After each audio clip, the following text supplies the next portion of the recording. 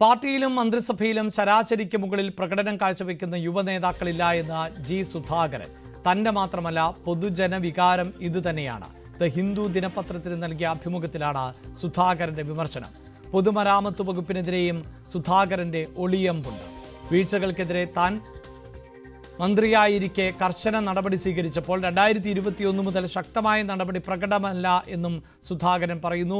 V അരുണാണ് ചേരുന്നത്. അരുൺ, നേരത്തെയും സുധാകരൻ സർക്കാർ സംവിധാനങ്ങളെയും പാർട്ടി സംവിധാനങ്ങളെയും ഒക്കെ പരോക്ഷമായും അല്ലാതെയും ഒക്കെ വിമർശിക്കുന്ന സാഹചര്യം ഉണ്ടാകുന്നു. ഇപ്പോഴിതാ സർക്കാരിൻ്റെ പ്രവർത്തനം അല്ലെങ്കിൽ മന്ത്രിമാരുടെ പ്രവർത്തനം പോരാ എന്ന് തുറന്നു പറയുന്നു, അല്ലെങ്കിൽ തുറന്നെതിർക്കുന്നു സുധാകരൻ.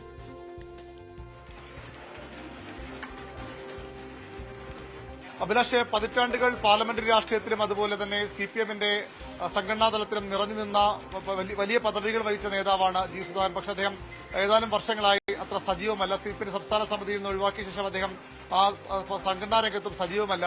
അന്നു മുതൽ പലപ്പോഴായി CPM-ന്റെ സംഘടനാ പ്രവർത്തനങ്ങൾക്കെതിരെ, നേതാക്കൾക്കെതിരെ, സർക്കാരിനെതിരെയൊക്കെ പരസ്യ വിമർശനങ്ങൾ അദ്ദേഹം ഉന്നയിക്കുന്ന പതിവാണ്. ഇത്തവണ അദ്ദേഹത്തിന്റെ അപ്രീതിക്ക് ഇരയായിരിക്കുന്നത് CPM-ലെയും സർക്കാരിലെയും യുവ നേതാക്കളാണ്. നിരവധി നേതാക്കൾ സർക്കാരിലും പാർട്ടിയിലുമുണ്ട്. പക്ഷേ അവർ ഒരാൾ പോലും ശരാശരിക്ക് മുകളിൽ പ്രകടനം നടത്തുന്നില്ല. അത് തന്റെ മാത്രം അഭിപ്രായമെന്ന് പറഞ്ഞുകൊണ്ട് അത്തരത്തിലൊരു പൊതുജന അഭിപ്രായമുണ്ടെന്നൊരു പ്രതീതി കൂടി സൃഷ്ടിക്കുകയാണ് ജി സുധാകരൻ ചെയ്യുന്നത്. താൻ കൂടി ഉൾപ്പെട്ട സംസ്ഥാന സമിതി യോഗമാണ് യുവ പ്രായപരിധി നിബന്ധന കൊണ്ടുവന്നത്. അത് എന്തിനെന്ന് ഇപ്പോൾ മനസ്സിലാകുന്നില്ല എന്നൊരു പരാമർശം കൂടി അദ്ദേഹം നടത്തുന്നുണ്ട്. പ്രായപരിധി നിബന്ധന കൊണ്ട് എന്താണ് ഗുണം? അല്ലെങ്കിൽ തന്നെ യുവാക്കൾക്ക് പ്രാമുഖ്യം നൽകുന്ന, അവർക്ക് അവസരം നൽകുന്ന പാർട്ടിയാണ് CPM. ആ പാർട്ടി എന്തിനാണ് ഈ പ്രായപരിധി നിബന്ധന കൊണ്ടുവന്നത്? താൽക്കാലികം മാത്രമാണ്, വേണമെങ്കിൽ അതിൽ മാറ്റം വരുത്താനാകുമെന്നും സുധാകരൻ പറയുന്നു. പൊതുമരാമത്ത് മന്ത്രിയായി താൻ വരുമ്പോൾ അടിമുടി അഴിമതിയായിരുന്നു ആ വകുപ്പിൽ. അത് ശക്തമായ കടുത്ത നടപടികളിലൂടെ അഴിമതി മാറ്റിയെടുത്തു. തന്റെ ഭരണകാലത്ത് മുൻ പൊതുമരാമത്ത് മന്ത്രിയെ ജയിലിലടക്കുകയും ചെയ്തു. എന്നാൽ 2021 ശേഷം, അതായത് മുഹമ്മദ് റിയാസ് മന്ത്രിയായ ശേഷമുള്ള കാലയളവാണ് അദ്ദേഹം സൂചിപ്പിക്കുന്നത്. അതിനുശേഷം അത്തരം നടപടികൾ ഉണ്ട് എന്ന് തനിക്ക് കാണാനാകുന്നില്ല എന്നാണ് സുധാകരന്റെ വിലയിരുത്തലും വിമർശനവും. ഒരു കാര്യം കൂടി അദ്ദേഹം പറയുന്നത്, ഭരിക്കുന്ന പാർട്ടി ഉൾപ്പെടെ പല പാർട്ടികളും തന്നെ സമീപിച്ചു, ഓഫറുകൾ വാഗ്ദാനങ്ങളുമായി സമീപിച്ചു. അത് ദേശീയതലത്തിലും സംസ്ഥാന തലത്തിലുമൊക്കെ പ്രവർത്തിക്കാൻ അവസരം നൽകാമെന്ന് പറഞ്ഞു വന്നിരുന്നു. അതായത് ഒരുപക്ഷെ BJP ആകാം ഭരിക്കുന്ന പാർട്ടി എന്ന് പറയുമ്പോൾ, ഒന്ന് കേരളത്തിൽ CPM ആണ്, ഇന്ത്യയിൽ BJP-യുമാണ്. അതുകൊണ്ട് BJP ആയിരിക്കാം ഒരുപക്ഷെ തന്നെ സമീപിച്ചു എന്ന വെളിപ്പെടുത്തൽ കൂടി അദ്ദേഹം നടത്തുന്നു. പക്ഷേ സ്കൂൾ കാലം മുതൽ താൻ കമ്മ്യൂണിസ്റ്റുകാരനാണ്, അത് അവസാനം വരെയും അങ്ങനെ തന്നെ തുടരുമെന്ന് കൂടി പറഞ്ഞുകൊണ്ടാണ് വിമർശനങ്ങൾക്ക് അവസാനം CPM-നോടുള്ള സ്നേഹവും പ്രതിബദ്ധതയും ഒക്കെ ഒരിക്കൽ കൂടി സുധാകരൻ വ്യക്തമാക്കുന്നത്. ഇതിലിപ്പോൾ സ്വാഭാവികമായും ഇതൊരു മാധ്യമത്തിന് നൽകിയ പ്രതികരണത്തിൽ ആണ്. അതിന്മേൽ പലതരത്തിലുള്ള വിലയിരുത്തലുകൾ ഉണ്ടാകാം, പാർട്ടിക്ക് വിമർശനങ്ങൾ ഉണ്ടാകാം.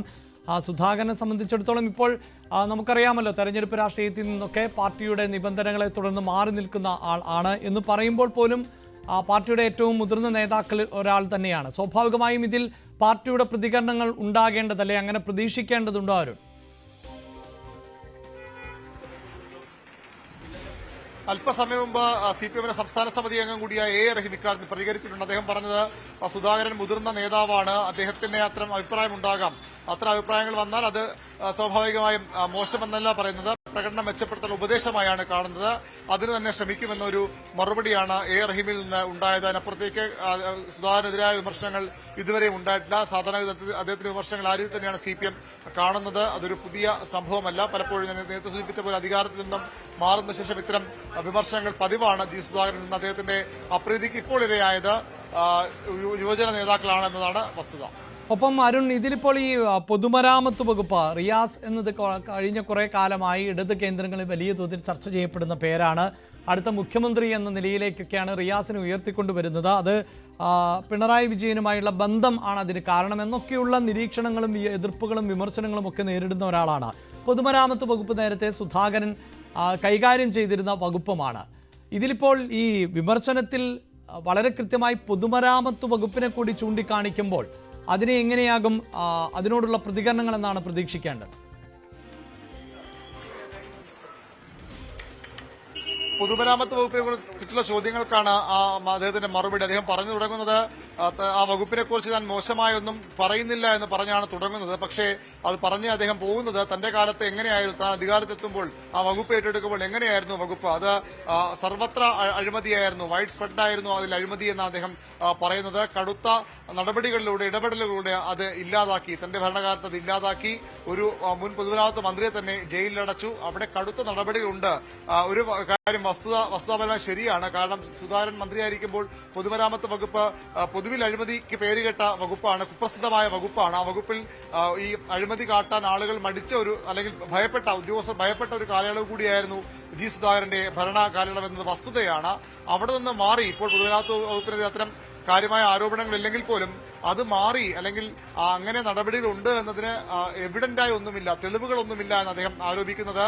പൊതുമരാമത്ത് വകുപ്പ് അഴിമതി നിറഞ്ഞ വകുപ്പായി മാറിയെന്ന് വിമർശനമില്ല. പക്ഷെ അവിടെ ഒരു സുധാകരന്റെ സാധാരണ ഈ ഒരു പരോക്ഷ വിമർശനം അല്ലെങ്കിൽ കുത്ത് എന്നൊക്കെ നമുക്ക് പറയാൻ തരത്തിലൊരു വിമർശനം അദ്ദേഹം നടത്തുന്നത് കുറ്റപ്പെടുത്താനില്ല. എങ്കിൽ പോലും തന്റെ കാലത്തുള്ളതുപോലെ ശക്തമായ നടപടികൾ അഴിമതിക്കെതിരെ ഉണ്ടെന്ന ബോധ്യം ജനങ്ങൾക്കുണ്ടാവുന്നില്ല എന്നൊരു വിമർശനം അദ്ദേഹം നടത്തുന്നത്. പക്ഷേ ഒരു കാര്യം അദ്ദേഹം പറയുന്നത്, ഇടതുമുന്നണി എപ്പോഴും അഴിമതിക്കെതിരാണ്, ഇടതുമുന്നണി നയം അഴിമതിക്കെതിരാണെന്ന് പറഞ്ഞുകൊണ്ട് അങ്ങനെ ഒരു നയം തന്നെയാണ് ഇപ്പോൾ തുടരുന്നത്. ഒരു സൂചന കൂടി അദ്ദേഹം നൽകുന്നുണ്ട്. ഒരു പരോക്ഷമായ ഒരു വിമർശനമായി തന്നെ ഇതിനെ കാണാൻ കഴിയുകയുള്ളൂ.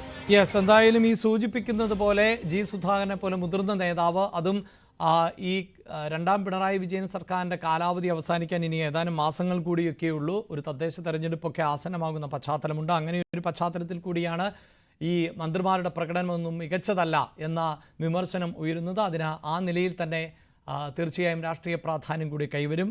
കൃത്യമായ ഒളിയമ്പ് ആണ് ഇപ്പോൾ സുധാകരൻ്റെ ഭാഗത്ത് നിന്ന് ഉണ്ടായിട്ടുള്ളത്. വാർത്തയുടെ വിശദാംശങ്ങളാണ് വി അരുൺ നൽകിയത്.